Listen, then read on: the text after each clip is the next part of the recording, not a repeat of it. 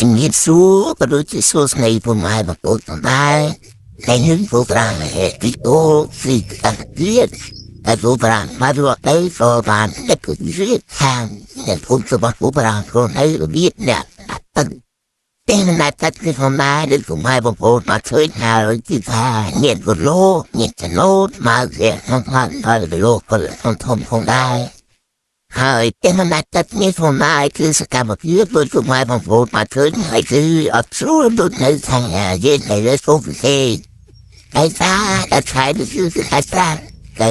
ថាជួយចេញពីថៃទៅស្ទើរ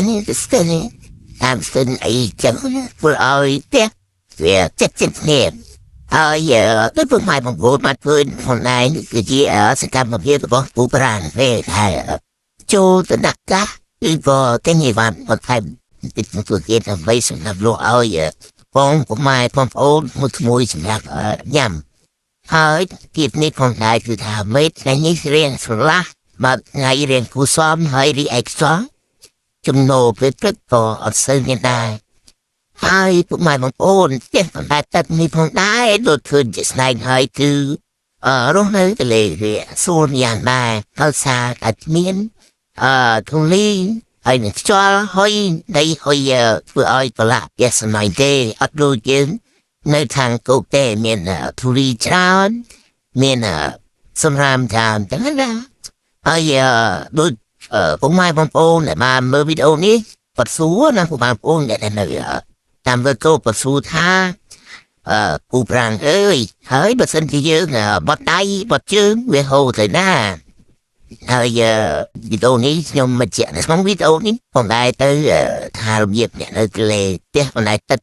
គឺថាស្ទឹងអីចឹងណាពេលប៉ុន្តែមកជឿឬក៏បន្ទោបងអីចឹងពេលដែលយើងបន្ទោបងហើយគឺទីមករបស់យើងគឺវាលិចចុះទៅដល់ដីអញ្ចឹងហើយគឺវាស្អាតទេទឹកនឹងគឺវាអត់មានព្រោះថាជាលិចមកជាអីជាតាឬមកអីទេព្រោះទឹកស្ទឹងគឺហូរចម្រោះប្រៀបដូចនឹងទឹកចម្រោះដែរកាលណាដែលយើងចាក់ទៅធំគឺញាតនំចម្រោះវាចាក់វានៅខាងលើទៅហើយគឺថាទៅរងចិត្តត្រង់នេះដូចជាស្ទឹងនេះផងដែរដូចថាវាមានប្រភេទជាតិដីឯងខាងក្រោមទៅគឺចាក់វានៅជាតិក្រោមហើយនឹងប្រើទៅទឹកលើនឹងឯងអញ្ចឹងហើយបានពុកម៉ែបងប្អូនប្រជាពលរដ្ឋចែករស់នៅឃុំព្រែកតតាមដងស្ទឹងគឺទឹកស្អាតថ្ងៃនេះហើយក៏វាមិនឃើញជាស្នាមអីណាផងដែរដោយសារតែការចោលសម្រាមមិនឬក៏ថាចោលសម្រាមអីចឹងណាពួកអី